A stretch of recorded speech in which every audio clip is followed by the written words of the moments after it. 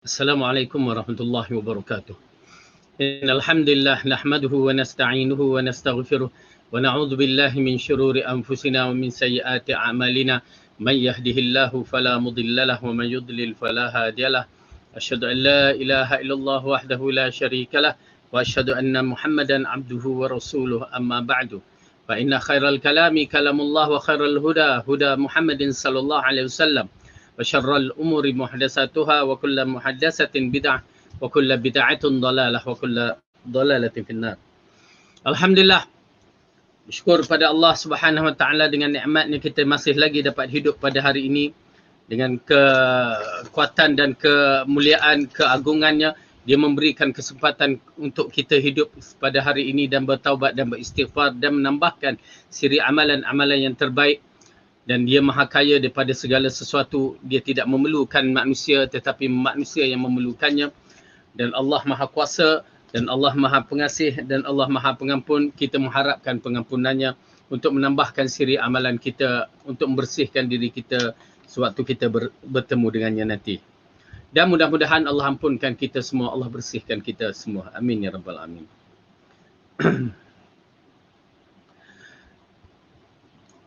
Sekarang kita berada dalam tajuk yang baru, muka surat 254 yang bertajuk waspada dari berburuk sangka. Waspada dari berburuk sangka. Jadi ini di antara tajuk yang perlu kita lihat.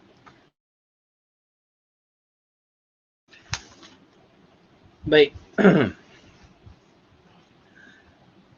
Waspada dari berburuk sangka ini disebutkan sebagai sangka buruk, ya, prasangka buruk terhadap seseorang, prasangka buruk terhadap Allah, ya, semuanya dikategorikan satu perkara yang tidak baik yang perlu diperbetulkan pada diri kita. Kerana kita ni na'udzubillah minasyaitanir rajim, syaitan datang membisikkan kita dengan sesuatu yang tidak seharusnya dibisikkan.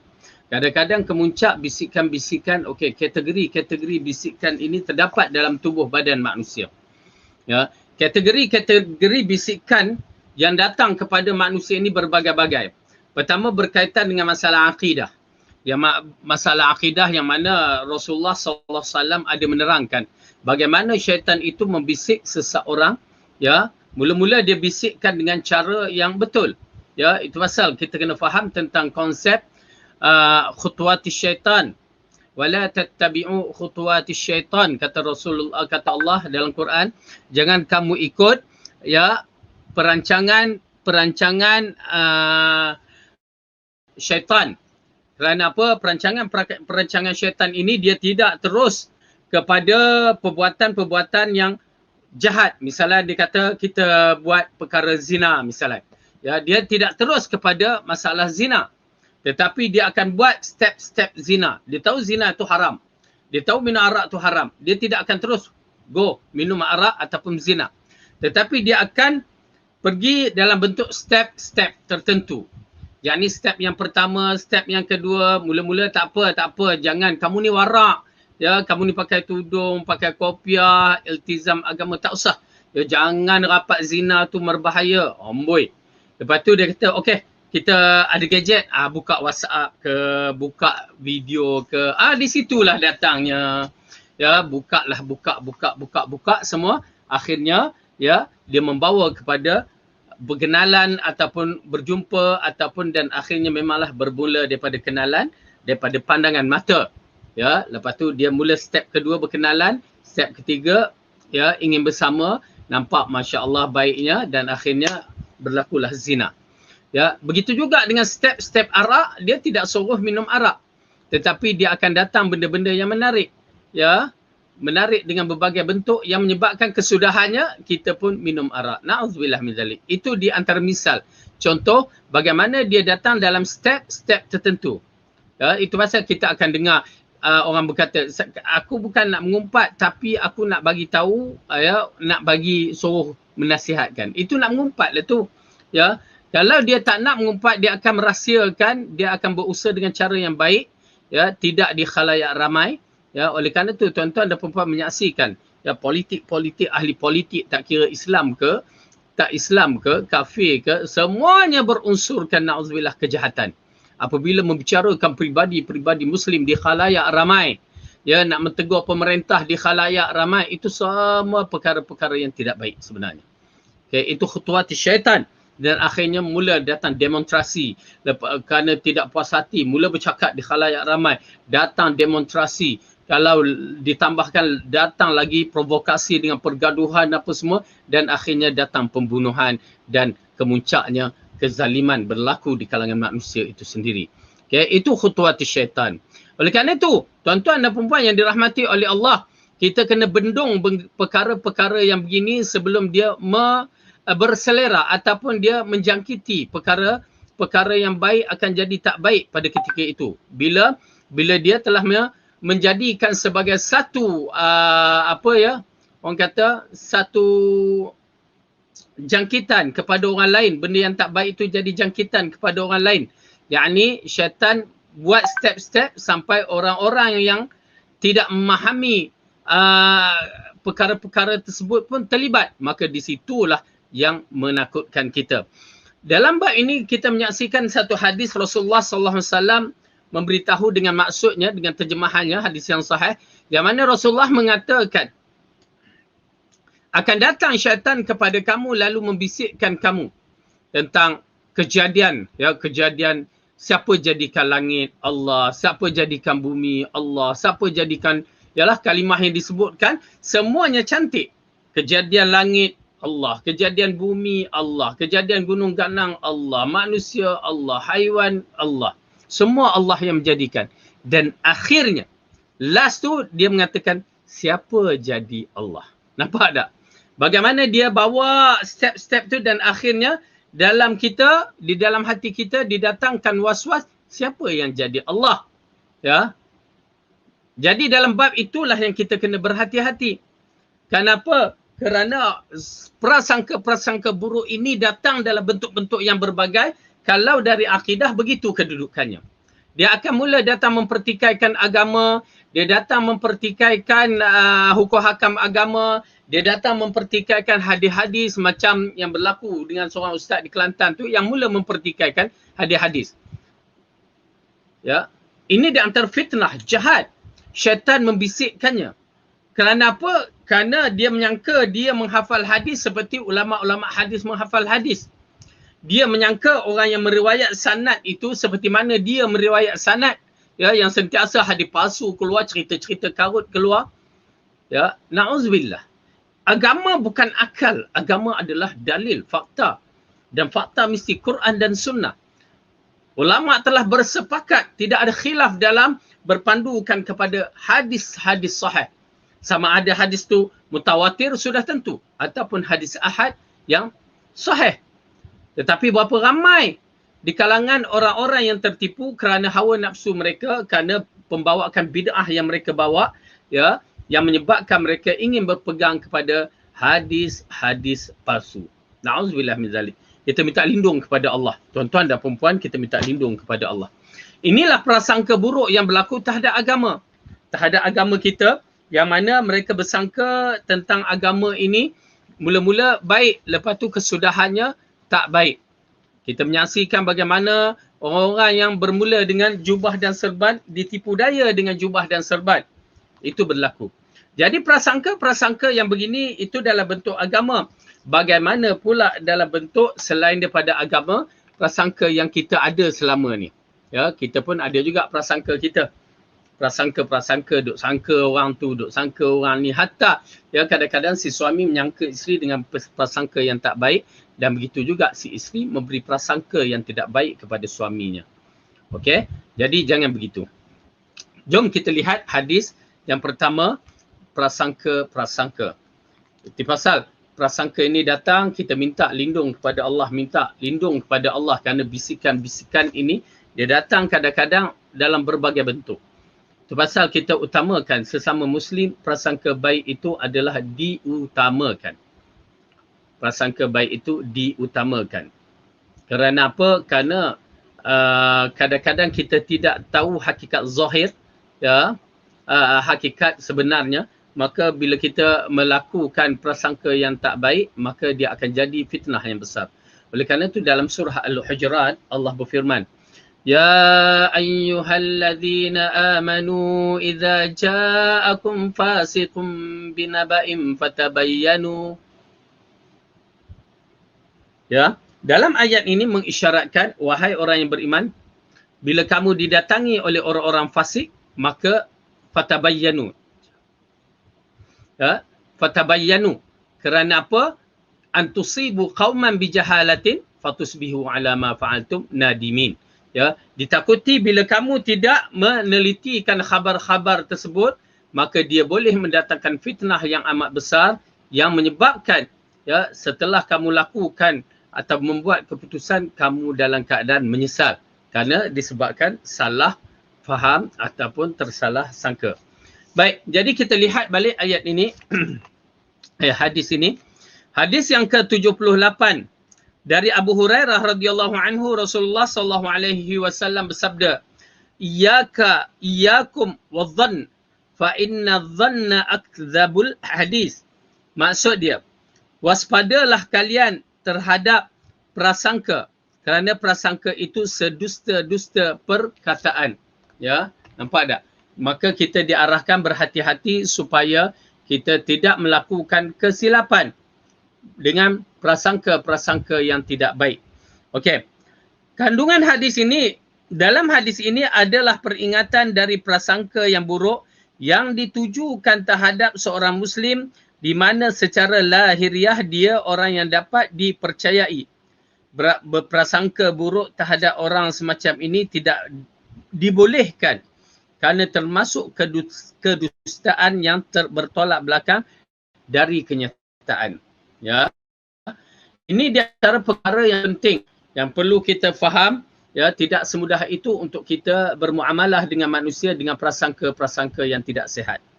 Kerana apa, tuan-tuan dan perempuan, ini yang kita bagi misal, apatah lagi jika seseorang itu terkenal dengan orang yang baik, ya, orang yang soleh, ya, ataupun soleha, maka kita kena berhati-hati untuk menghukumkannya. Ya, okey, sebaik-baiknya dalam bab-bab yang begini, kita ketengahkan diri kita dan bertanya. Kita ketengahkan diri kita dan bertanya, biar dapatkan kepastian supaya ianya tidak menjadi keraguan kepada kita. Kadang-kadang, ya, terutama zaman sekarang dengan teknologi yang ada ni, ya, mereka boleh tangkap gambar kita, lepas tu dia pun mula mengeksploitasikan ataupun mencarikan benda-benda untuk, ialah macam orang politik juga dikatakan. Ya, silap sedikit je terus menjadi isu yang besar. Itu pasal kadang-kadang kita kena berhati-hati. Tuan-tuan dan perempuan, bukan kadang-kadang kita nampak botol arak tu kan di tepi jalan.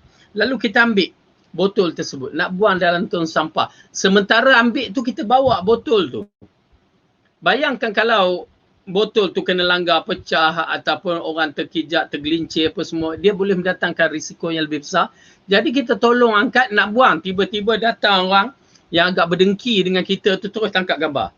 Tengok Ustaz Fadil pun pegang botol arak. Ya, dia pun masih jaga lagi. Kalau dia kata minum arak kan terkena pula. Ya, masih lagi pegang botol arak. Jadi benda tu, orang ni dia nak ambil botol arak nak buang. Tiba-tiba datang seorang yang jahat yang memang perancangan kejahatan dia tu. Dia tangkap gambar, lepas tu dia uploadkan dalam Facebook. Jadi komen-komen tu, alah, berbagai-bagai komen. Berbahaya tuan-tuan dan perempuan. Ya, bukan, itu hanya misal, contoh. Yang mana di kalangan manusia ni, dia akan menjadikan isu-isu, terutamanya orang-orang yang beragama ini dengan isu-isu yang panas. Ya, itu pasal kalau apa berlaku isu-isu seperti sekolah tahfiz, ya, menjadi isu yang panas dalam surat khabar. Kerana orang-orang wartawan-wartawan ni disuka, ya, nak cari keburukan dan kelemahan pada institusi agama. Ya, jahat.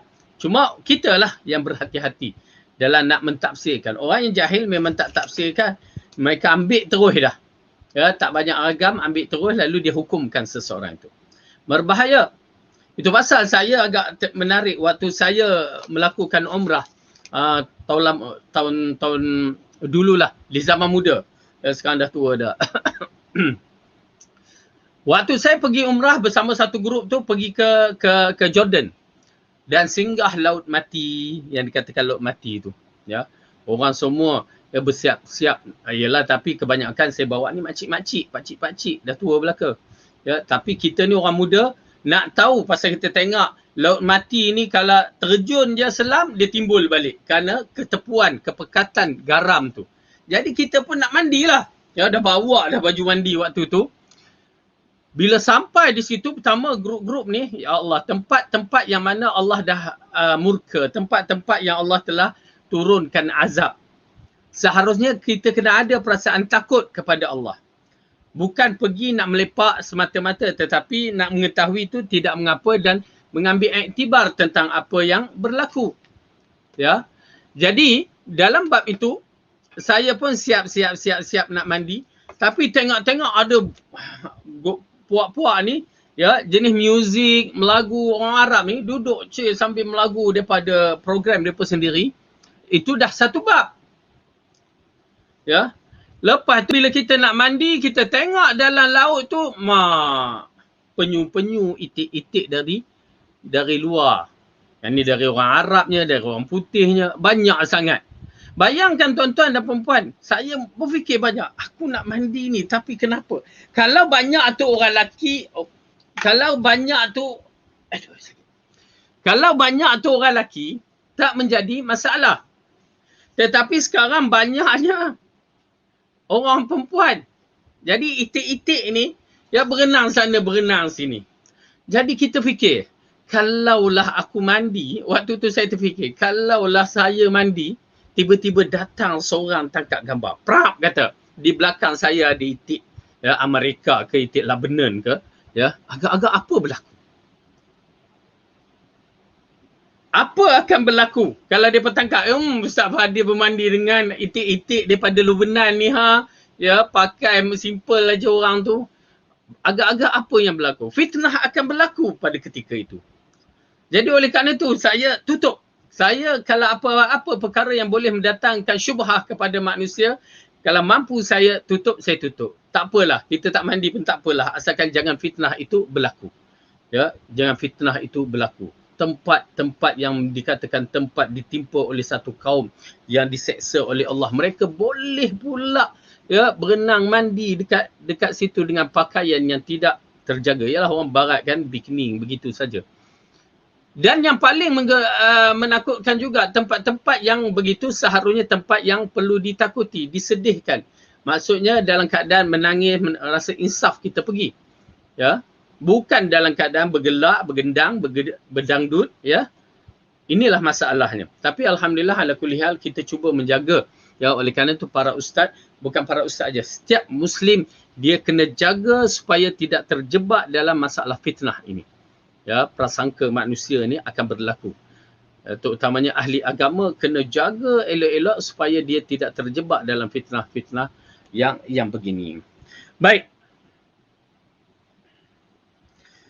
Namun terhadap orang yang gemar bermaksiat secara terang-terangan, tidak ada ancaman apapun yang dikenakan pada penghibahannya. Kerana amalan buruk yang kelihatan cukup menjadi saksi akan keburukan akhlak dan tidak istiqamah orang tersebut. Okey.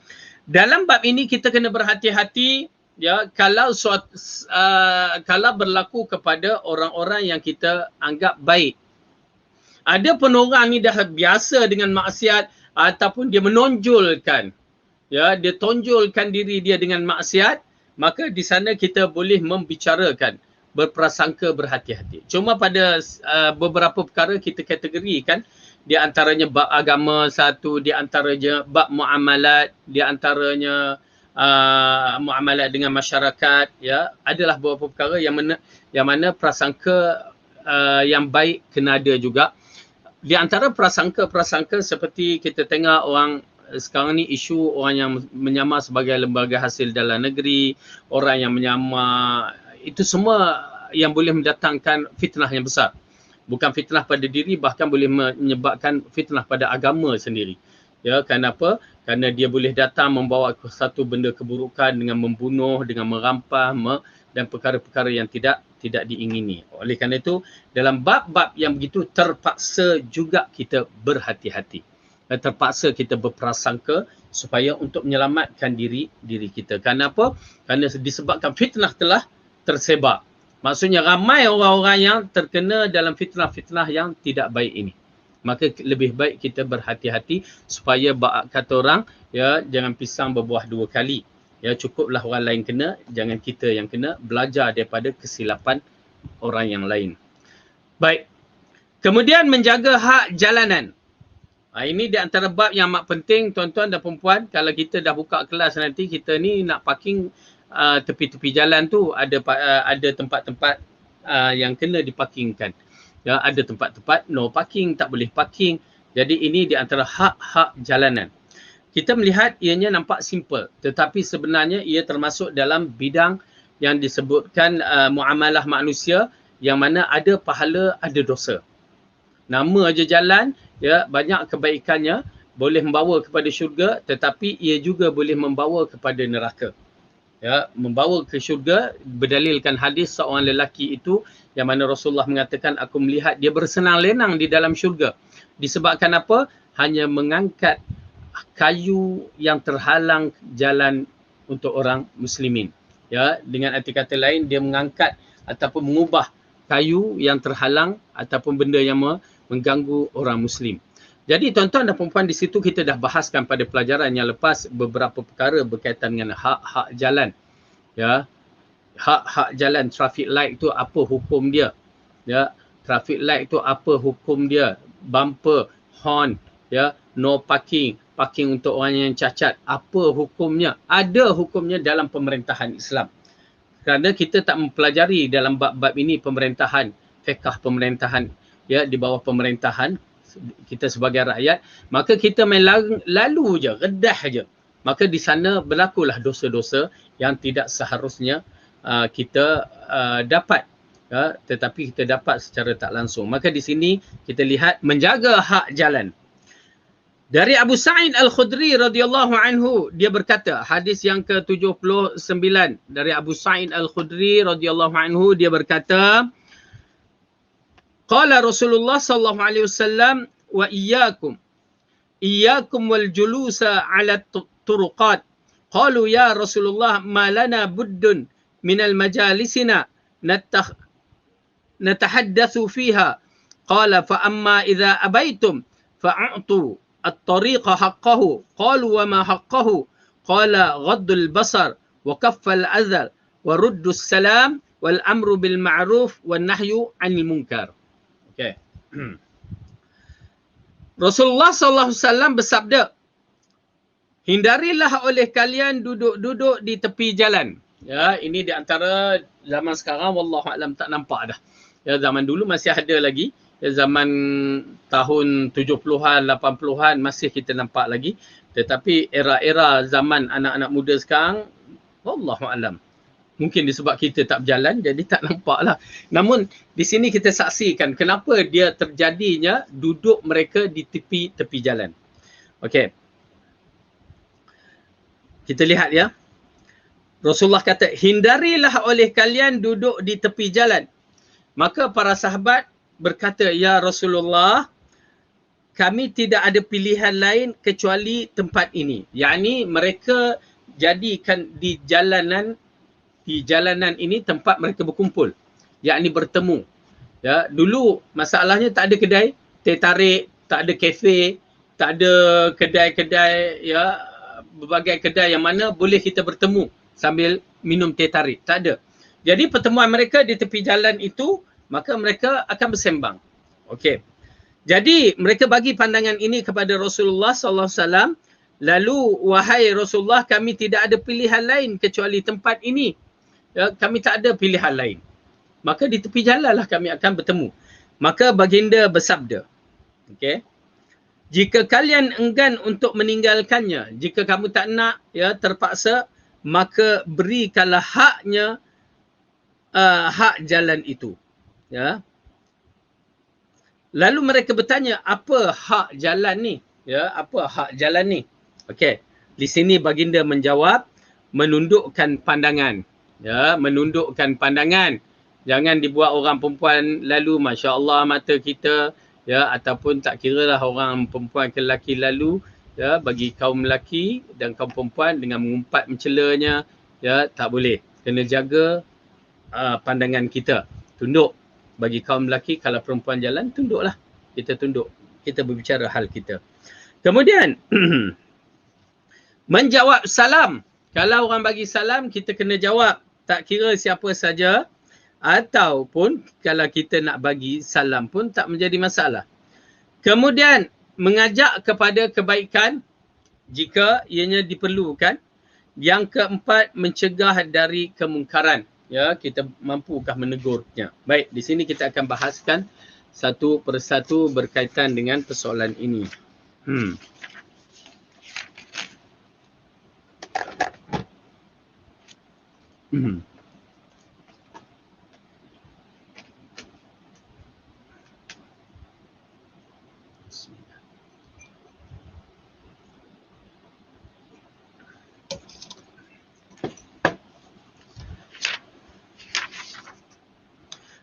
Kandungan hadis. Pertama, hadis ini merupakan dalil yang melarang duduk-duduk di tepi jalan yang dilalui manusia.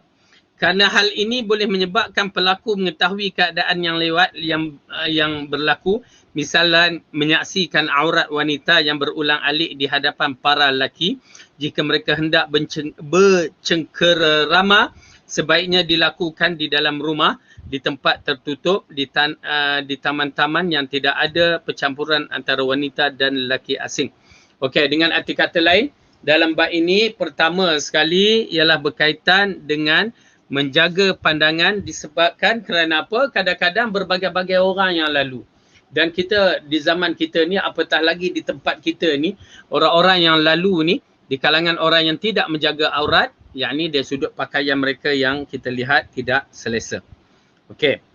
Kedua, jika didapati tempat selain di tepi jalan, maka orang yang duduk di tempat itu harus memberikan hak jalan yang menyeru kepada kebaikan dan mencegah kepada kemungkaran. Jika menyaksikan menunduk pandangan dari para wanita yang melaluinya, pura-pura tidak tahu dan tidak mengomentari kekurangan yang lewat kerana mungkin saja mereka tidak suka melihat. Okey, duduk di jalan bukan tempat mengumpat. Ya, tempat yang mana kalau dah tak boleh juga kena duduk, maka ialah jagalah adab-adab tu. Di antara perkara yang dikaitkan ini ialah supaya kita memberi hak jalan itu dengan cara yang betul. Oleh kerana itu, maaf tuan-tuan dan perempuan, adalah salah jika kita parking tempat-tempat yang mana tidak dibenarkan parking. Ikut hukum dosa. Ya, satu tempat yang tidak dibenarkan parking, kita parking, hukumnya berdosa. Traffic light warna hijau kita lalu, ya, hukumnya berdosa. Apa lagi? Ya, semua itu hak-hak jalan. Di mana kalau kita parking tepi jalan, ini ambil perhatian ya, kadang-kadang kita parking tepi jalan. Masuk sebahagian tayar kita di atas jalan. Ya, masuk sebahagian tayar kita di atas jalan. Ataupun kalau jalan kampung tu, ya, dia bagi itu jalan kampung adalah hak jalan raya, kereta nak lalu lalang. Tiba-tiba kadang kita parking. Pertama kalau kita parking itu menyusahkan orang, confirm berdosa.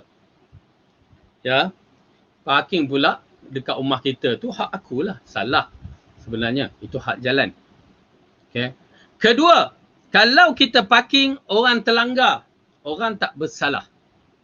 Kerana apa? Tempat itu tempat yang tidak tidak diperuntukkan untuk parking. Kita letak kereta tepi jalan, ya, terkeluar sikit tayar, termasuk atas jalan. Kalau kita di luar betul, di luar jalan tu, ya, itu lain cerita. Kalau orang langgar, orang yang salah. Tetapi kalau tayar kita tu ada di atas jalan, maka orang langgar, orang tak bersalah. Macam yang berlaku di Putrajaya baru ni, ya, apabila mereka parking bukan kawasan parking, lori lalu habis disondol semua, memang ikut insurans, kalau ikutkan tak boleh dituntut. Salahlah lori itu tetap dengan cara yang begitu, tetapi kalau ikutkan tidak boleh dituntut. Ya, kalau ikutkan saya dengar tu, dia tidak boleh dituntut pada lori tersebut kerana mereka parking bukan di tempat yang disediakan. Okey. Jadi oleh kerana itu, kita kena faham elok-elok. Kita kena faham elok-elok betapa pentingnya ada adab jalan ini kena jaga. Okey.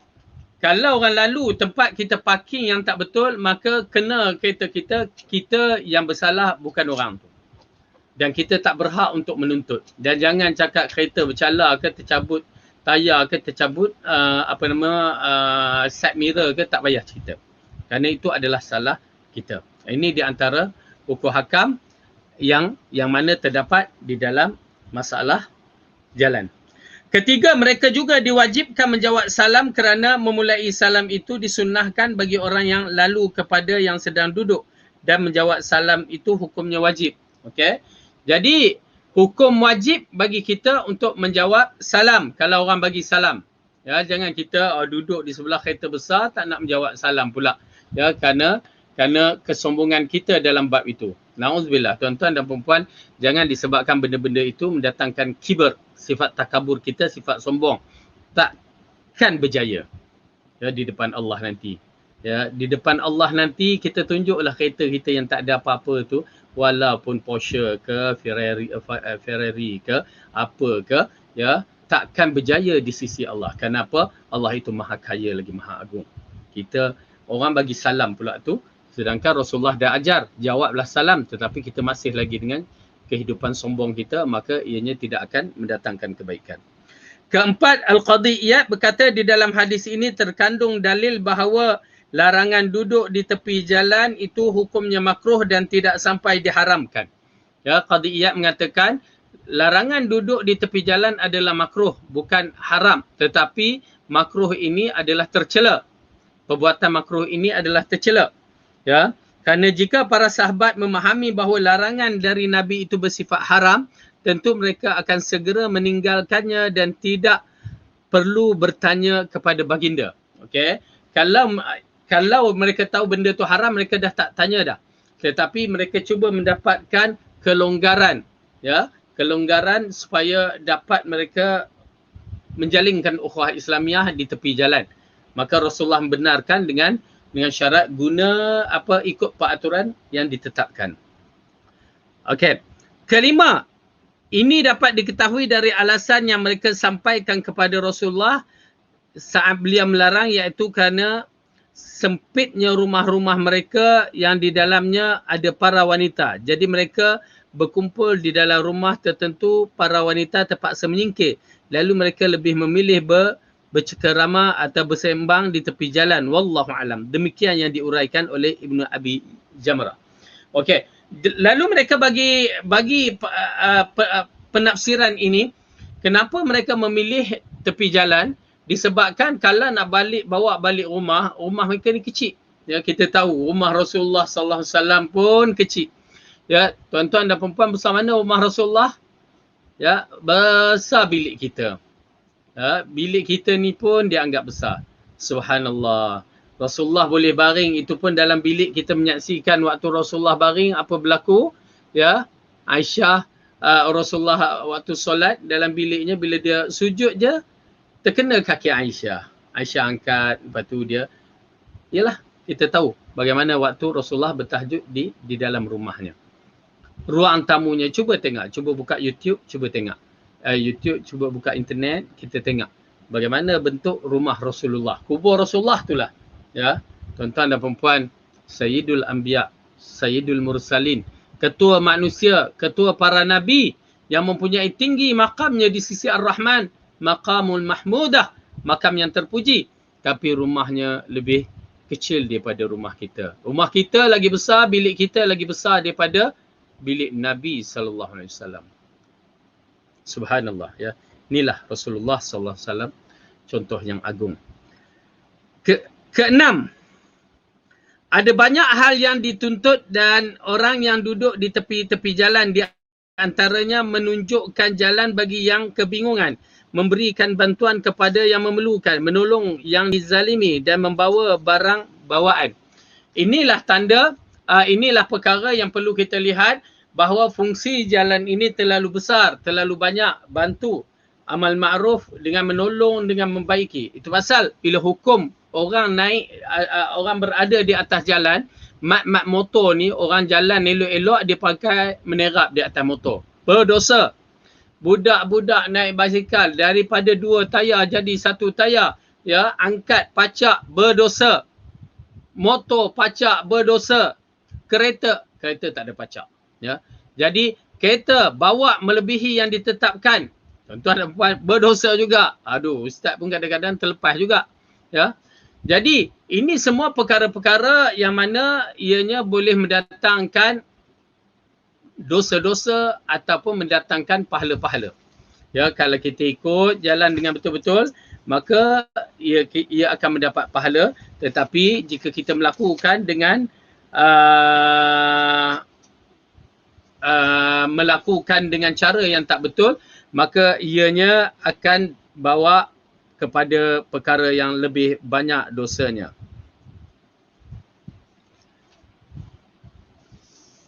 Baik. Jadi kita lihat seterusnya yang ketujuh.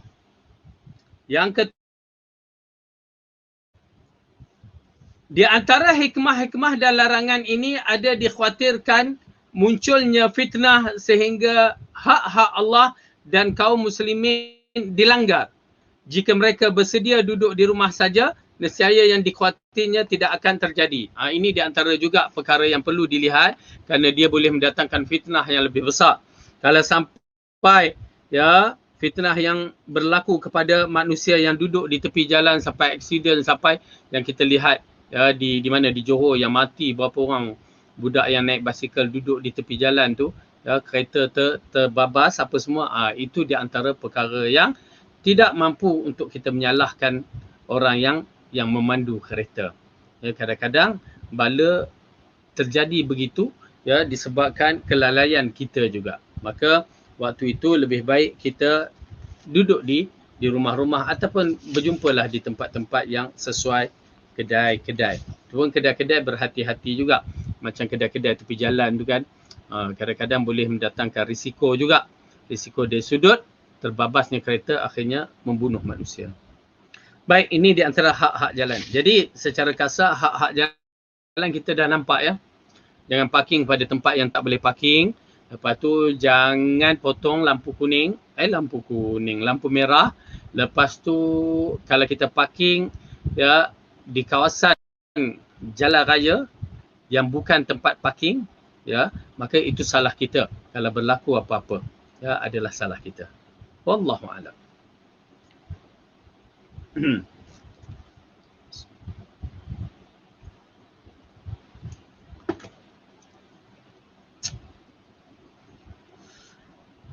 Tajuk yang berikutnya, faham agama sebagai jalan mendapatkan kebaikan.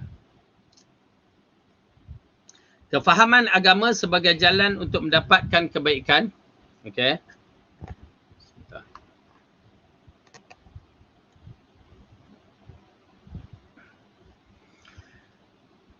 Hadis ke-80 dari Muawiyah, dia berkata Rasulullah SAW bersabda, Man yuridillahu bihi khaira yufaqihhu fid din. Barang siapa yang dikehendaki oleh Allah baginya kebaikan, nescaya dia akan memahamkan dalam urusan agama. Ya, ini di antara perkara yang menarik. Perkara yang menarik berkaitan dengan masalah agama. Ya, kefakihan ini bukan sebarangan, bukan semua orang tahu.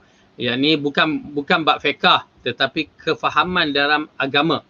Ya, apa yang kita boleh faham, apa yang dikehendakkan oleh syarak, apakah yang dituntut oleh syarak, apa yang perlu dibuat begitu begini, semuanya disandarkan kepada agama.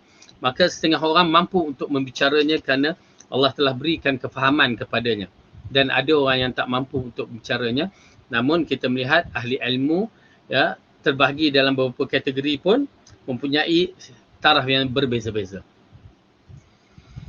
Kandungan hadis pertama, hadis ini merupakan dalil akan agungnya memahami ajaran agama yang mencakupi dasar-dasar keimanan syariat Islam, kewajipan berbuat ihsan dan pengetahuan tentang halal haram. Ya, tuan-tuan dan puan-puan, sebenarnya dalam bab ini kita ni memang kena settlekan. Fardu ain mesti kena settlekan pada tiap-tiap peribadi. Asalnya fardu kifayah kita dah start daripada kita umur 7 tahun mak bapak ajarkan kita. ya, matematik, sejarah, geografi, admat, biologi, fizik, sains, ya. Semua tu adalah fardu kifayah yang kita dah belajar dah. Dan banyak kita terjun, kebanyakan kita dalam bab-bab ini pakar dah. Namun begitu, ingat tuan-tuan dan puan-puan bahawa fardu ain ini adalah penentu bagi syurga. Itu tadi fardu kifayah untuk menambahkan ganjaran-ganjaran pahala. Ya, tetapi fardu ain ini adalah dituntut untuk memastikan kita boleh dapat masuk syurga ataupun tidak. Fardu ain ini bukan banyak, tetapi ianya memerlukan kepada kefahaman dan keyakinan kita. Ya. Dan itulah ilmu agama yang mana mesti semua peribadi selesai dalam bab agama. Fardu ain semua kena selesai. Kamu pilot ke, kamu doktor ke, kamu engineer ke, kamu askar ke, polis ke, ya, apa lagi? Ya, apa juga manusia yang bernama manusia, dia mesti selesaikan fardu ain ini. Tak boleh tak, mesti selesai. Kerana dia penentu. Rukun iman kena tahu. Rukun Islam kena tahu. Hak-hak iman, rukun iman, hak-hak rukun Islam. Perkara yang membatalkan iman, perkara yang membatalkan Islam, perkara yang menambahkan iman, perkara yang menambahkan kebaikan dalam Islam, maka kita kena tahu. Dia tak boleh tak tahu. Sehingga kadang-kadang bila kita tak tahu, itu yang orang kafir mempergunakan kita. Bila kita tidak tahu, maka agama ini dipermainkan. Kita bekerjasama dengan orang kafir, kita bersukaria dengan orang kafir, orang munafik, ya, sifat-sifat munafik itu muncul. Oleh kerana itu fardu ain mesti clear, terutamanya berkaitan dengan beriman kepada Allah. Ya, perkara yang boleh membatalkan syahadah kena tahu, kerana supaya kita tidak jatuh dalam keadaan syirik dan dalam keadaan boleh membawa kepada murtad.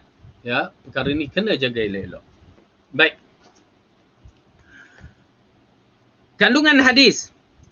Pertama, hadis ini merupakan dalil akan agungnya memahami ajaran agama yang mencakupi dasar-dasar keimanan, syariat Islam, kewajipan berbuat ihsan dan pengetahuan tentang halal dan haram. Dengan demikian, agama Islam mencakupi seluruh aspek terpenting dalam kehidupan.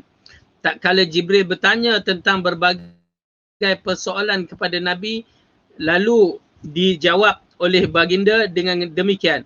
Kerana kemudian Nabi menerangkan kepada para sahabat, hadza Jibrilu atakum yuallimukum dinakum. Ya. Orang itu adalah Jibril, dia datang kepada kalian untuk mengajarkan kalian tentang agama kalian. Okey, ini terdapat di dalam matan Arba'in hadis yang diriwayatkan oleh Bukhari dan Muslim. Hadis ini diriwayatkan oleh Sayyidina Umar, yang mana Jibril datang. Ya, dalam kisah hadis tu, Jibril datang berbentuk manusia. Para sahabat tengok, ya, Umar mengatakan, aku menyaksikan dia ni orang yang tidak dikenali di Madinah. Pertama, Madinah waktu itu, kita macam kita kampung kita kenal orang-orang tu. Tapi tak pernah ditengok orang ni. Ya. Nak kata dia musafir, pakaian dia kemas. Ya, dengan rambut dia kemas. Kalau orang musafir, serabai dah. Ya, rambut apa semua serabai. Tetapi dia nampak begitu kemas. Lalu dia datang duduk kepada Rasulullah dengan berhadapan, dengan cara duduk dan dengan berakhlak cara duduknya. Ya. Lalu Rasulullah bertanya kepada Rasulullah tentang apakah itu Islam. Lalu Rasulullah jawab, sadaqta. Dia benarkan. Itu Sayyidina Umar kata, dia bertanya, lepas tu dia benarkan. Satu benda yang pelik. Selalu bertanya untuk mengetahui apakah jawapan. Tetapi dia ni bertanya, dia yang membenarkan jawapan tersebut. Lalu ditanya, apakah iman? Mula-mula ditanyakan tentang iman. Lalu diterangkan. Lalu dia dibenarkannya. Lalu ditanyakan apa arti ihsan.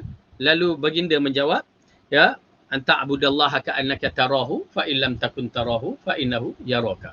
Itu maksud ihsan. Yakni kategori dalam Islam, iman dan ihsan. Maka pertanyaan tentang kiamat, tanda kiamat apa semua, maka akhirnya Rasulullah mengatakan, selepas Jibril pergi meninggalkan majlis tersebut, Rasulullah mengatakan, hadza Jibrilu atakum yuallimukum dinakum. Itulah Jibril datang kepadamu dan datangnya untuk mengajarkan tentang agama kamu. Ya, nampak tak? Ya, jadi itulah di antara basic yang perlu kita kenali berkaitan dengan Islam, iman dan ihsan. Kena faham betul-betul. Kedua, penamaan fiqh sebagai ilmu tentang hukum syariat bersifat furu' yang diambil dengan cara beristidlal, yakni mengambil dengan cara dalil.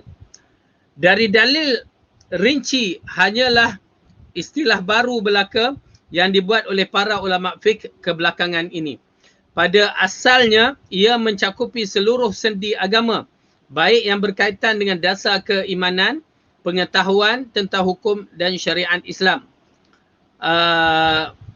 Hak yang berkaitan dengan dasar keimanan, pengetahuan tentang hukum syariat Islam, dan jalan yang lurus ditempuh untuk mencapai keredaan Allah dengan berbagai tingkatan ihsan.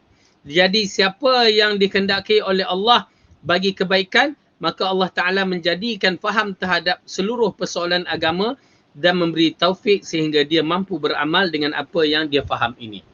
Okey. Masalah kalimah yang digunakan sekarang, masalah kalimah fiqh. Ya. Asalnya fiqh ini faqih ataupun kemahiran ini dalam bahasa adalah kemahiran bahasa Melayu. Man yuridullahu bihi khairan yufaqihu fid din. Siapa yang Allah nak kebaikan, maka dia akan memahami orang, dia berikan kefahaman kepada orang itu tentang agama. Tetapi ianya telah menjadikan satu kalimah yang lain yang disebutkan ni, dia jadi satu kalimah hukum fiqh. Bila disebut fiqh, itu dah masalah lain dah. Ya, masalah hukum hakam.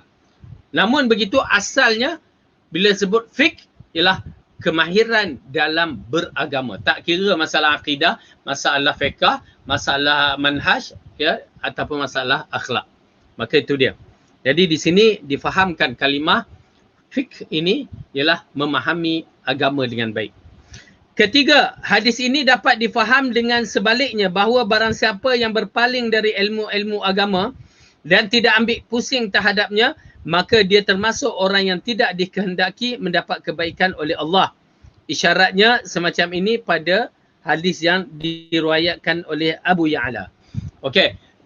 Kefahaman berbalik, orang yang kalau Allah tak nak bagi petunjuk kepada dia untuk kefahaman dia, maka Allah tidak berikan dia kebaikan dalam beragama. Na'udzubillah. Tuan-tuan dan puan-puan, bagi saya amat penting bagi kita berdoa kepada Allah. Ya, berdoa. Sampai sekarang saya sentiasa berdoa. Kenapa? Allah akan bagi petunjuk kita dalam beragama ni. Kadang-kadang kita ingat, aku ni dah banyak ilmu dah. Rupanya tidak begitu. Ya, banyak kekurangan lagi. Kadang-kadang kita rasa benda ni dah betul. Rupanya ada lagi, ya, yang betul. Ini dia kefakihan. Tetapi tuan-tuan dan perempuan, ianya memerlukan doa dan belajar. Doa je tak jadi, dia kena belajar, datang belajar, maka dia akan dapat kefahaman. Kerana apa? Banyak perkara-perkara yang berbahaya dalam bab-bab ini.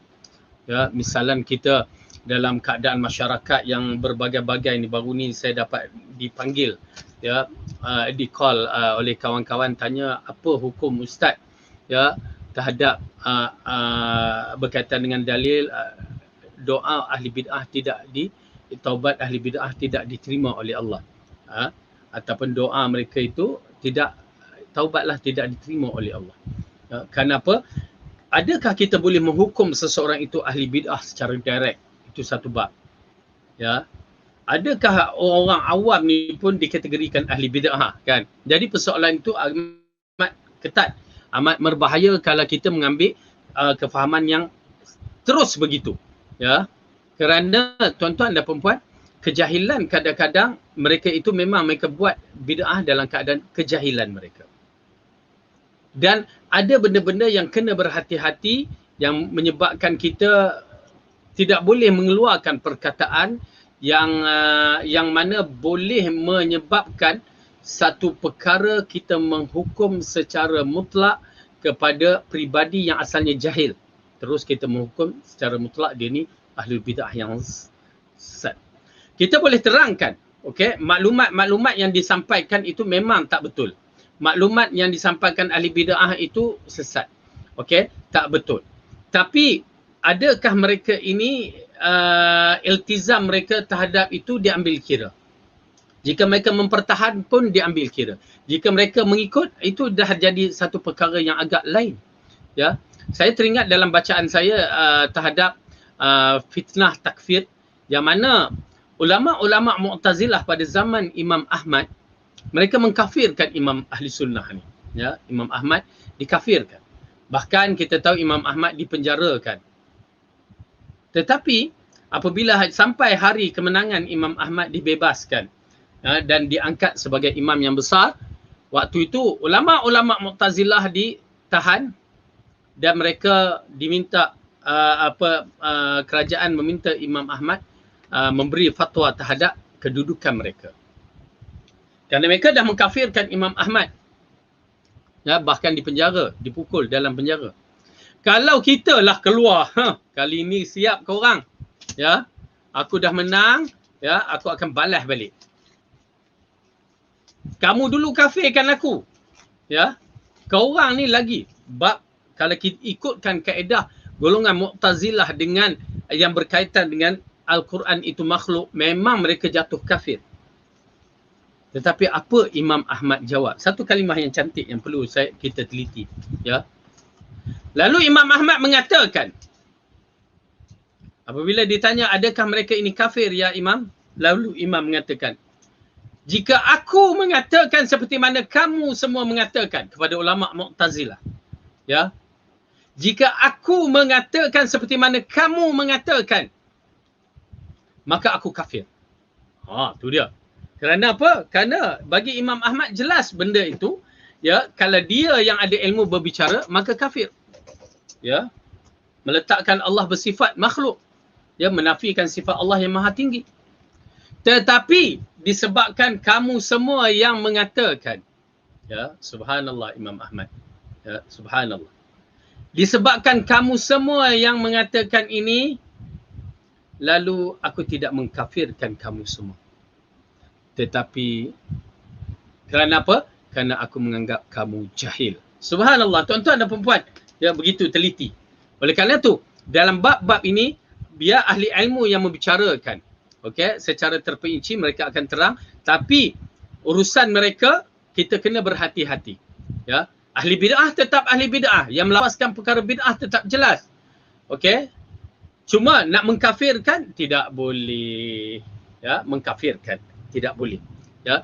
Jadi nak kata tak betul tu boleh. Nak kata dia tu tak betul, apa tak betul, buat tu tak betul, bercanggah tu boleh. Tapi nak mengkafirkan tidak boleh. Ya. Kita keras, kita tegas dalam bab hukum hakam ni, tetapi dari sudut dakwah kita berlembut. Ya, kita teruskan dakwah kita. Baik. Faham kan? Kemudian dikatakan dalam hadis ini, hadis ni kalau tak salah saya dhaif ni. Wa man lam yafqahu lam yubalillahu bihi. Barang siapa yang tidak diberikan pemahaman Allah, maka Allah tidak akan menghiraukannya. Kalau tak salah hadis ini dhaif. Baik. Keempat, ilmu-ilmu syariat tentang berbagai amal manfaat akan dirasakan oleh pemiliknya beserta juga dengan orang di sekitarnya. Baik dengan mendalamnya menyusun buku tentang memutuskan perkara atau fatwa dengan berlandaskan padanya. Semua ini termasuk amalan abadi meskipun pelaku telah wafat. Allah berfirman di dalam Al-Quran dengan terjemahannya, Allah menganugerahkan al-hikmah, pemahaman tentang Al-Quran dan Sunnah kepada siapa saja yang dikehendakinya. Dan barang siapa dianugerahkan hikmah itu, maka dia benar-benar telah mendapat kurniaan yang banyak. Dan hanya orang-orang yang berakal sahaja yang dapat mengambil pelajaran dari firman Allah. Surah Baqarah ayat yang ke-259. Okey. Di dalam Al-Quran, dalam surah Al-Baqarah, wa man yu'tal hikmah faqad utiya khairan katsira. Okey. Siapa yang diberikan hikmah maka dia mendapat kelebihan yang terlalu banyak. Okey. Kelima, banyak jalan untuk meraihkan pemahaman yang sempurna terhadap ajaran agama ini. Di antaranya dengan bertakwa kepada Allah dan ikhlas hanya untuk mencapai keredaan Allah dan dalam menuntut ilmu. Tidak ada tujuan lain kecuali itu. Cara selanjutnya dalam metod yang benar untuk mendapatkan hasil yang memuaskan, iaitu mulai mempelajari dan menghafal pelajaran-pelajaran yang ringkas, kemudian meningkatkan setahap demi tahap. Tidaklah dibenarkan bagi penuntut ilmu pula pemula langsung dengan mendalami masalah-masalah rumit hingga pada akhirnya dia akan keluar lagi tanpa mendapatkan hasil yang memuaskan. Okey, ini di antara perkara yang penting untuk kita perhatikan, ada adab menuntut ilmu nak mencapaikan tahap ilmu yang tinggi ini. Tuan-tuan dan perempuan, jangan kita merasa sombong. Ya, amat penting tu. Jangan kita merasa sombong dalam siri menuntut ilmu. Dalam siri menuntut ilmu kena sentiasa merendah diri. Saya teringat, saya ni pun dulu macam kita semua. Permulaan saya adalah latar belakang agama kurang sangat. Walaupun mak kita ni ustazah, tetapi saya masih lagi dalam bidang akademik. Aliran sains saya dulu. Lalu waktu saya sampai di habis je SPM, saya pusing Malaysia menuntut ilmu sedikit, ya, lebih kurang setahun setengah di pondok-pondok, di madrasah, dan ada basic waktu tu. Lepas tu saya pergi belajar ke Pakistan dan saya ambil markaz lughah untuk menguasai bahasa Arab dalam setahun. Ya, alhamdulillah kita ada maklumat. Namun begitu ya, tuan-tuan dan perempuan, walaupun usia kita waktu tu dah masuk 21, 22 tu, kita dibagikan pilihan ya untuk masuk peringkat yang lebih tinggi. Peringkat yang lebih tinggi yang dikategorikan macam kuliah ya, kuliah yang lebih tinggi. Saya ialah kita kira nak cepat je ya, memang tak nafikan. Tapi saya berbincang dengan orang yang senior saya ya, dikatakan Ustaz Fadil, lebih baik kamu ambil start daripada awal. Kenapa? Basic ilmu ni lain. Dia tak boleh kita terus masuk bahagian terus. Ya, walaupun kita ada basic ala kadar je, nak masuk terus tak boleh dia kata. Ambil daripada awal lebih afdal. Kenapa? Ilmu tu dinaikkan berperingkat-peringkat. Oleh kerana tu tuan-tuan dan perempuan, dalam bab menuntut ilmu ini, jangan kita mengambil ilmu ya terus ke atas. Konon kita nak keluarkan fatwa, jangan. Ya, ilmu ini luas. Ambillah daripada awal peringkat-peringkat. Ya, kerana itu akan mendapat kita memetik hasil-hasilnya dengan cara yang betul. Kalau terus-terus nak pergi ambil hasil dengan cara yang tak betul, maka ditakuti kita tidak akan berhasil. Ya, ditakuti kita tidak akan berhasil dan ditakuti pendirian kita. Ya, penting pendirian ilmu kita ni akan lemah. Ya, tuan-tuan dan perempuan berhati-hati. Oleh kerana itu dalam bab-bab yang begini, ya, adab menuntut ilmu ambil daripada awal. Saya amat suka seorang itu belajar bermula daripada awal. Maksudnya kita ni macam baby bertatih-tatih dulu. Ni bermula merangkak, menerap, merangkak. Lepas tu apa lagi? Barulah bangun tatih-tatih jalan. Barulah kita akan dapat kekuatan dari sudut ilmu. Betul. Dan saya menyaksikan. Alhamdulillah saya menyaksikan dan kita pula, itu yang menarik. Waktu kita menuntut ilmu, pastikan dengan siapa kita menuntut ilmu. Guru kita. Kata Imam Ibn Sirin, ya, sesungguhnya ilmu ini agama. Maka lihat dengan siapa kita mengambilnya. Tuan-tuan dan perempuan, amat penting kita mengambil ilmu ini pada siapa yang menyusunkan. Ya, menyusunkan. Kenapa? Bila kita mendapat ilmu daripada orang yang betul-betul boleh memberikan ilmu yang bermanfaat full, ya, itu cantik sangat-sangat. Yang boleh menyebabkan kita ada pendirian, kita ada ketegasan dan kita dihormati. Bukan kita nak dihormati, tetapi kita menjadi sumber rujukan. Itu berlaku. Dan waktu kami ni disebabkan hanya ada beberapa kelompok yang kecil yang berminat untuk belajar kehidupan kita di Pakistan ni belajar. Bukan nak sibuk berpolitik, sibuk main bola, sibuk tu tak. Ya, itu hanya sampingan saja. Alhamdulillah saya teringat di belajar waktu di jamiah tu, di universiti tu. Okey, belajar pagi, ya, di sana sistem dia macam sekolah juga. Belajar pagi, lepas tu petang tu ada masa, ada kelas-kelas kita masuk. Ya. Bola tu bila-bila masa boleh. Ya, malam ada kelas masuk. Itu kedudukan kami belajar pada ketika itu. Dan alhamdulillah kita dapat. Yang jenis main bola lah apalah itu lantak dia lah. Tapi agak menarik tuan-tuan dan puan-puan. Kenapa? Bila kita menjadikan kita penuntut ilmu yang betul-betul menuntut ilmu, apa-apa berlaku mereka akan rujuk kepada kita. Sedangkan abang-abang kuliah tu pun ada. Abang-abang kuliah pun rujuk kepada kita. Kenapa? Kerana cara kita menuntut ilmu satu, dan kedua, punca sumber kita menuntut ilmu tu. Ya, kita dapat di antara orang-orang yang maksudnya ilmunya mantap. Alhamdulillah. Ya, atas itu saya bersyukur kepada Allah. Namun begitu, masih lagi kekurangan. Ya, masih lagi kekurangan kerana ilmu itu luas. Ilmu itu luas. Ya. Wallahu a'lam bissawab.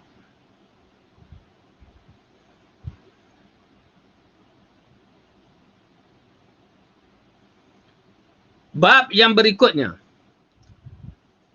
Bobot akhlak mulia di mizan. Apa bobot tu? Ya.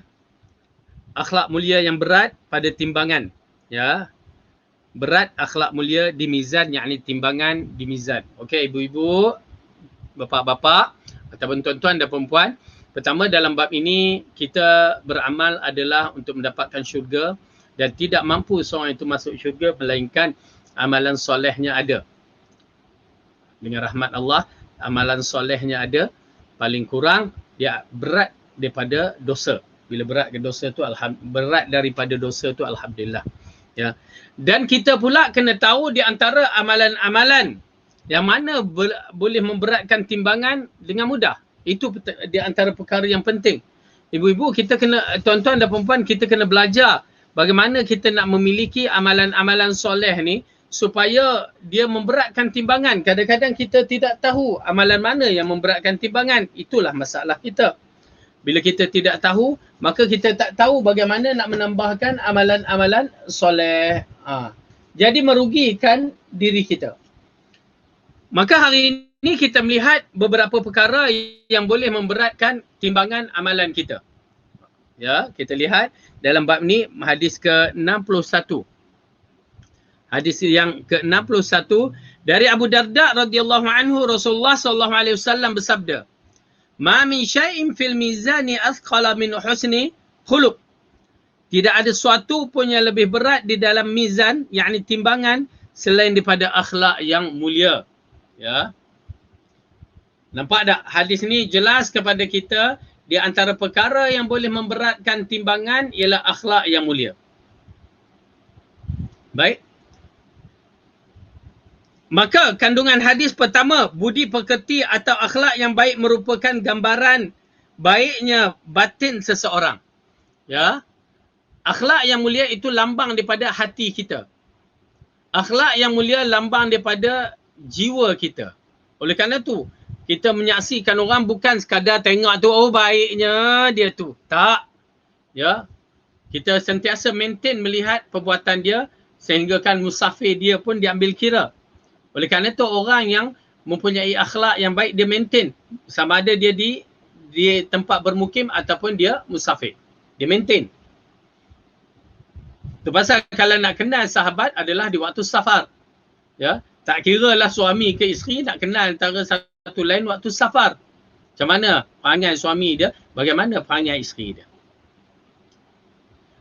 Bagaimana perangai kawan kita, ya, tak kira apa juga jenis, maka waktu safar. Tengok bertolak ansur ke, jenis seorang-seorang dia je ke, itu semua diambil kira sebenarnya.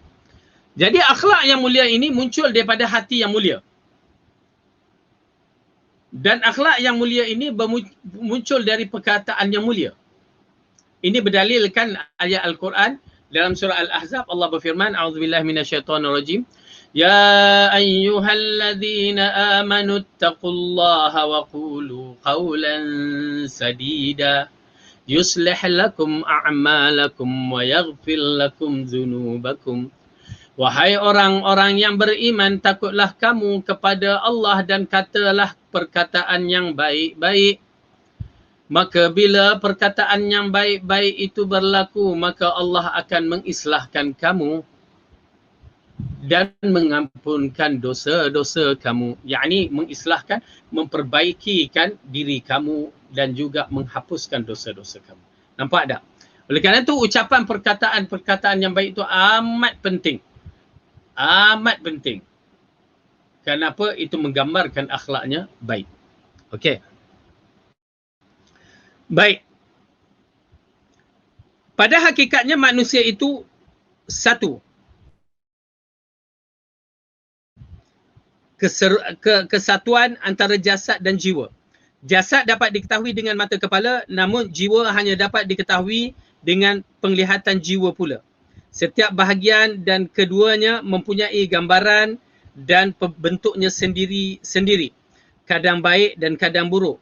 Akhlak cerminan dari jiwa, ia merupakan perilaku zahir yang muncul dengan tiba-tiba dan spontan, tanpa memerlu berbagai macam pertimbangan. Okey, ini dia antara perkara yang perlu kita tahu, bahawa akhlak ini dia akan muncul kadang-kadang spontan. Ya.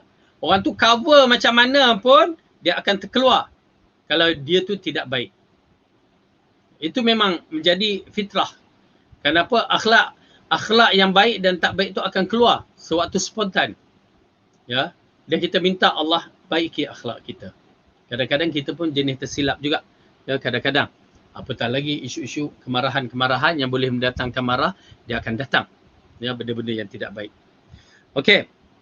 Akhlak cerminan dari jiwa merupakan perilaku zahir yang muncul tiba-tiba dan spontan tanpa memerlukan berbagai macam pertimbangan. Orang yang berperilaku baik dinamakan berakhlak mulia, sedangkan yang berperilaku buruk dinamakan berakhlak tercela. Namun tidak selalu perbuatan seorang itu menunjukkan akhlaknya. Buktinya banyak. Orang dermawan tetapi mereka tidak dapat memanfaatkan dari kedermawanannya.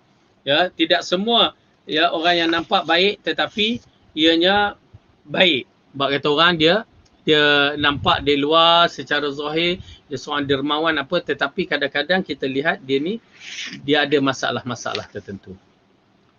Kedua, kebiasaan baik timbul dari jiwa yang mulia dan ia tidak sedikit pun didorong oleh kepentingan dunia. Tidak juga kerana ingin dilihat dan didengar. Ia hanya didorong oleh jiwa yang bersih. Kebersihan baik semacam ini tentunya yang akan menjadi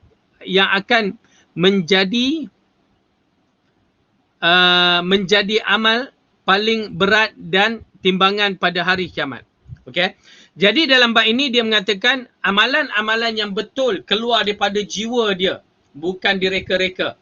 Tetapi kadang-kadang kita kena mereka-reka juga untuk supaya melatihkan diri kita tidak melakukan amalan perbuatan yang tidak baik. Dengan arti kata lain, kita terpaksa didik diri kita secara paksa untuk berakhlak dengan akhlak yang mulia. Ya, kenapa? Bila kita dah sentiasa memaksa diri kita jadi akhlak yang mulia, insya-Allah dia akan berterusan. Ya, baik. Ketiga, hadis ini menjadi dalil bahawa jika seorang itu berbuat satu kebaikan dengan dorongan tabiat suci bawaan yang Allah ciptakan untuknya, meskipun dia tidak menyedarinya akan hal tersebut, maka dia tetap mendapat pahala di sisi Allah sebagai kurniaan dari Allah untuknya. Ya, kalau kita dah terbiasa dengan akhlak yang baik, ialah kesan didikan mak dan ayah kita ataupun kita dah memaksakan diri kita berlaku berterusan, ya, berlaku berterusan tanpa kita sedari bahawa perbuatan itu adalah perbuatan baik, maka Allah tetap memberi ganjaran pahala kepada kita. Walaupun kita tidak berniat, tidak mengkasatkan untuk melakukan cara yang baik itu, namun perbuatan itu tetap baik, Allah akan bagi ganjaran pahalanya. Misal contoh, Abu Talib, ya, Abu Talib kita tahu, ya, rajulun kafir, mati dalam kafir. Tetapi fitrah dia, maksudnya dia dalam kehidupan dia seorang pemimpin yang baik akhlaknya. Bahkan dia membela Rasulullah sallallahu alaihi wasallam. Ya, maka Allah Rasulullah. Ini menunjukkan ya akhlak yang baik dimilikinya itu tetap mendapat ganjaran yang besar. Okey. Adapun hadis yang berkaitan dengan Abu Lahab, berkaitan dengan hari Isnin, itu semua tak betul. Ya, hadis ada palsu. Abu Lahab ya diberikan keringanan azab pada dirinya di dalam kubur setiap hari Isnin, hadis tak sahih. Ya. Baik. Bab yang berikutnya, malu sebahagian dari iman dan kendali perbuatan. Okey. Malu itu adalah sebahagian dari iman dan dia akan mengawalkan kepada kita perbuatan kita. Berdalilkan hadis yang sahih, hadis yang pendek, al-haya'u minal iman. Sifat malu itu adalah dari iman.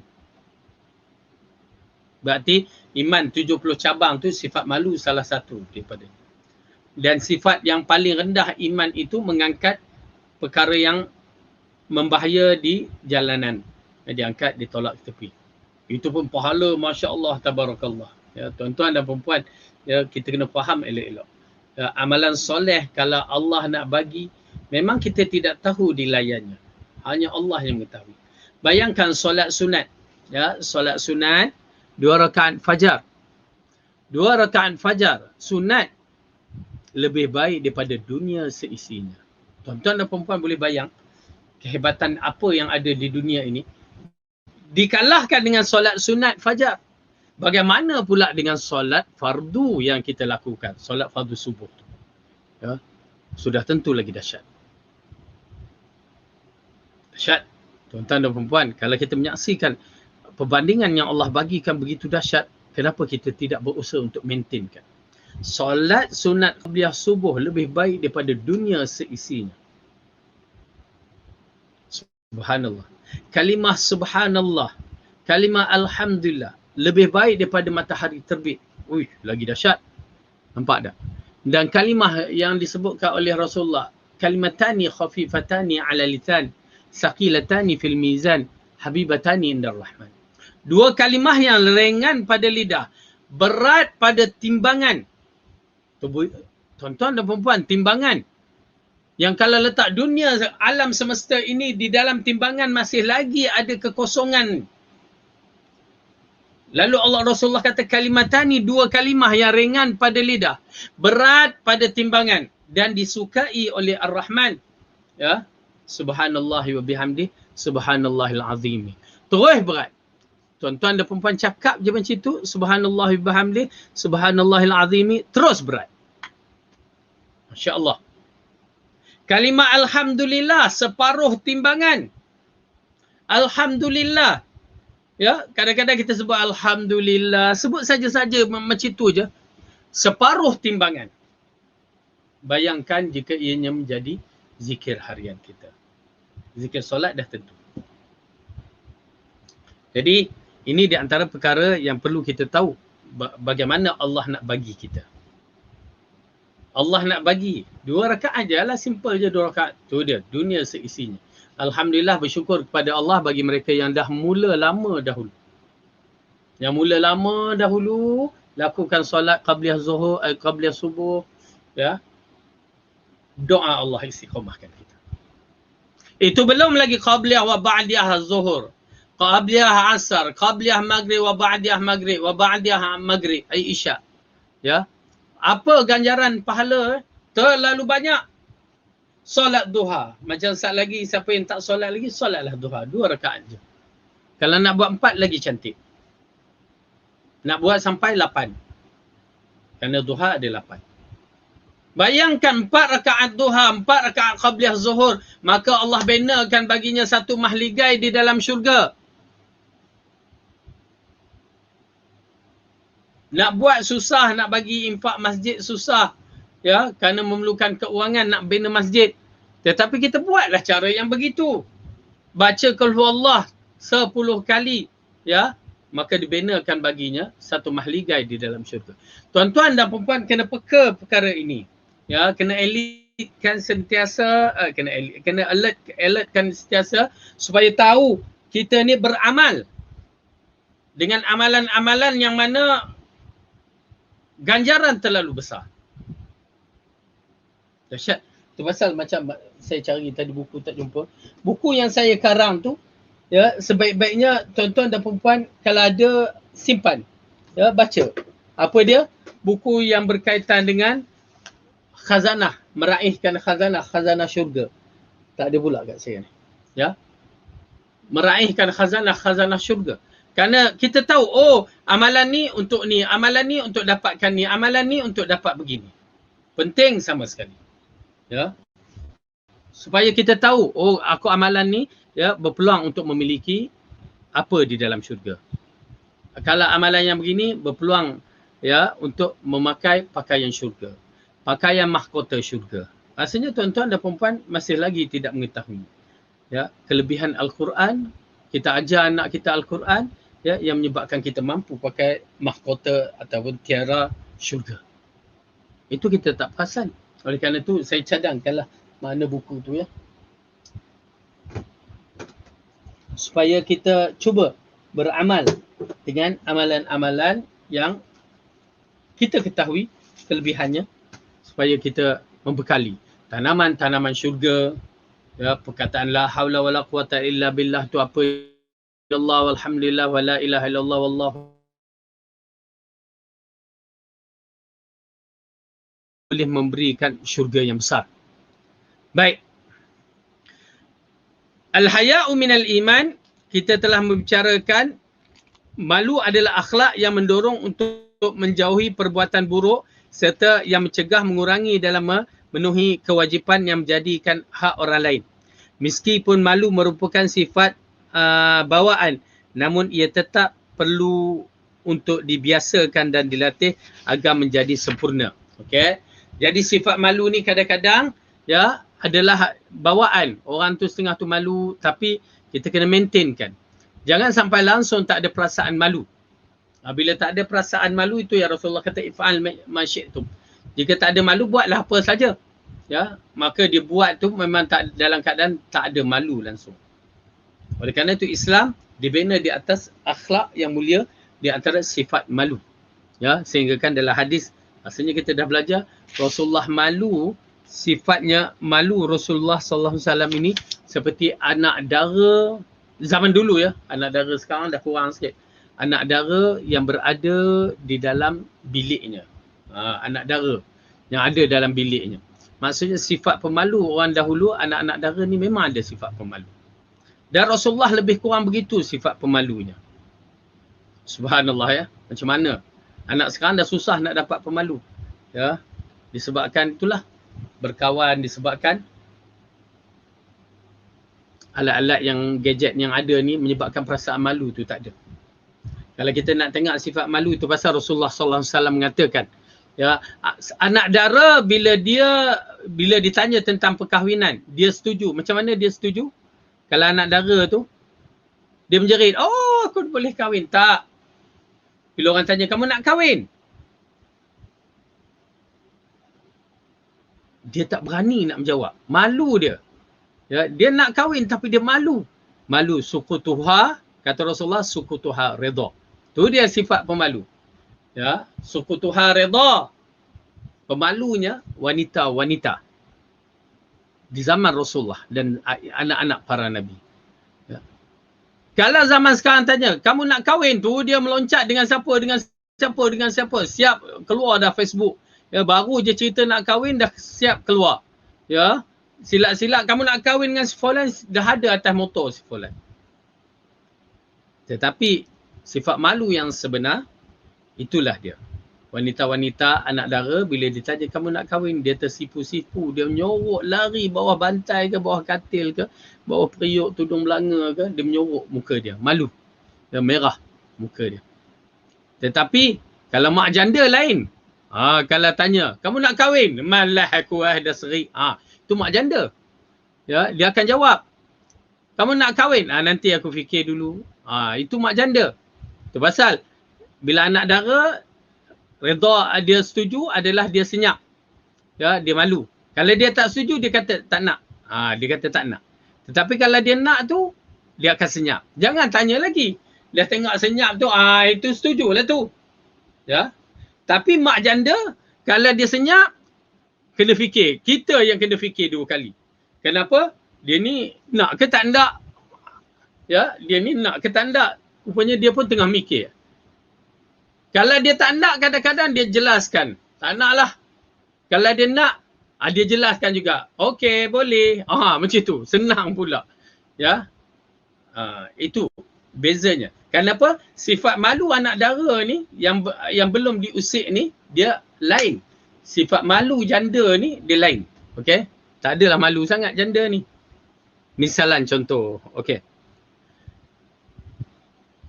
Pertama, dalam hadis ini malu adalah akhlak yang mendorong untuk menjauhkan perbuatan buruk serta yang mencegah mengurangkan dalam memenuhi kewajipan yang menjadikan hak orang lain.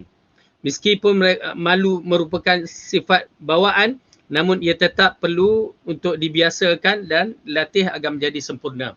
Ya, kita kena latihkan dan kena ajar anak-anak kita bersifat malu. Kedua, ada pun sebab malu itu dikatakan sebahagian dari iman kerana orang yang pemalu akan terhalangi dengan sifat malunya dari berbuat maksiat dan dia akan mendorongnya menegakkan kewajipan.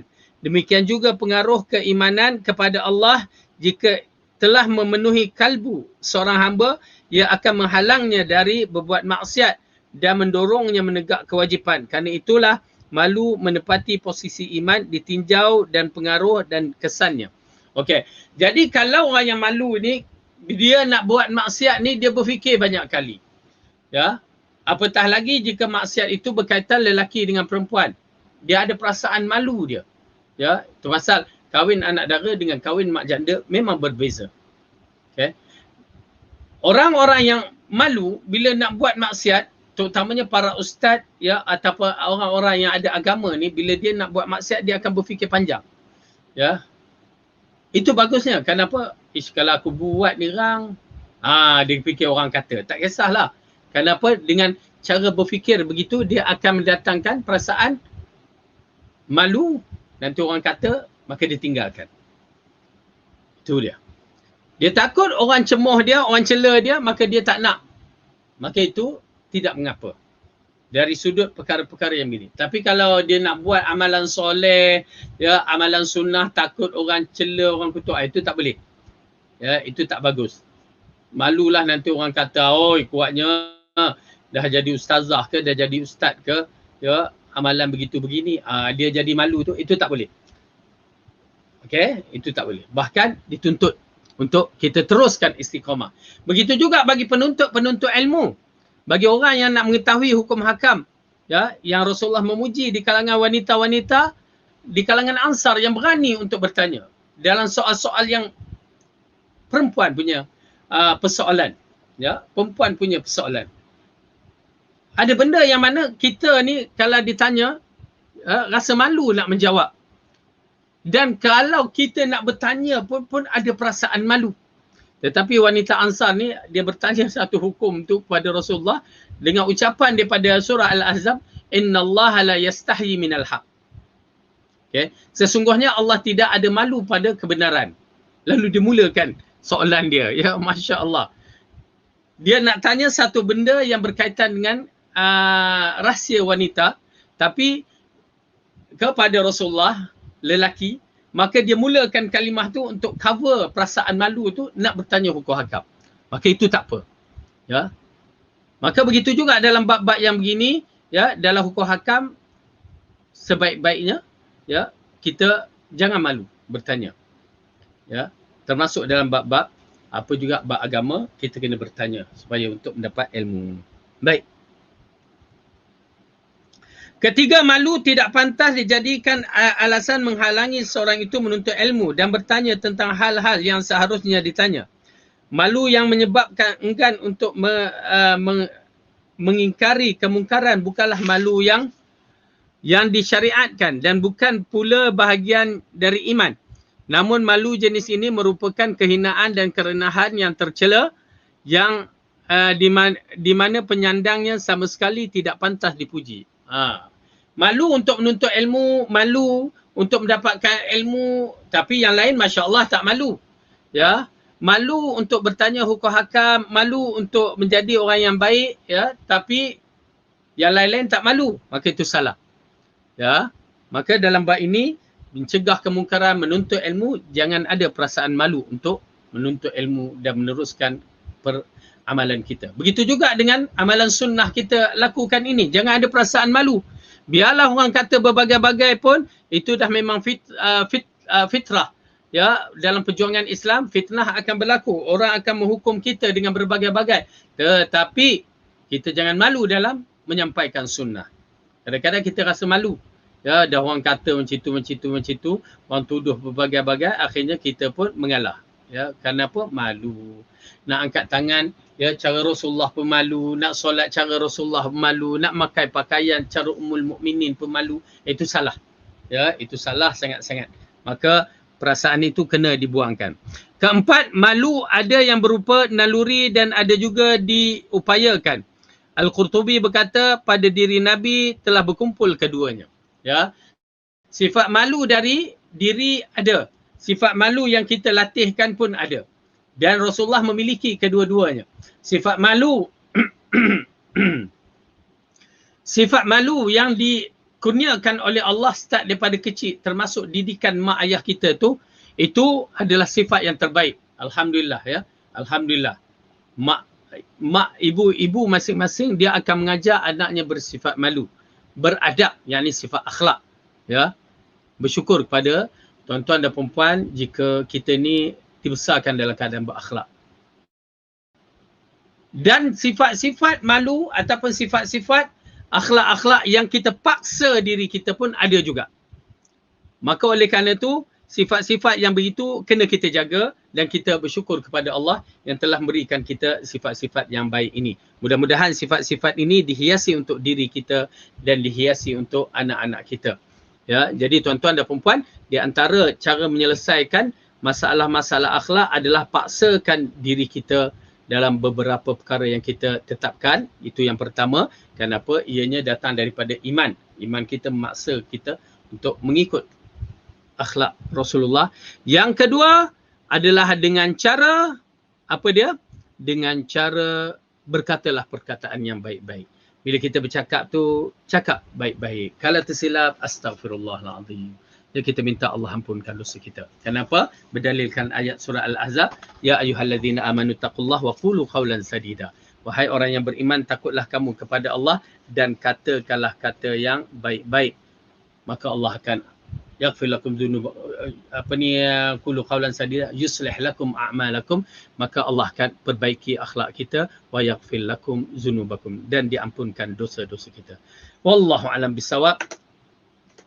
Yang baik itu datang daripada Allah, salah silap dari saya sendiri. Aqulu qawli hadza wa astaghfirullahu li wa lakum.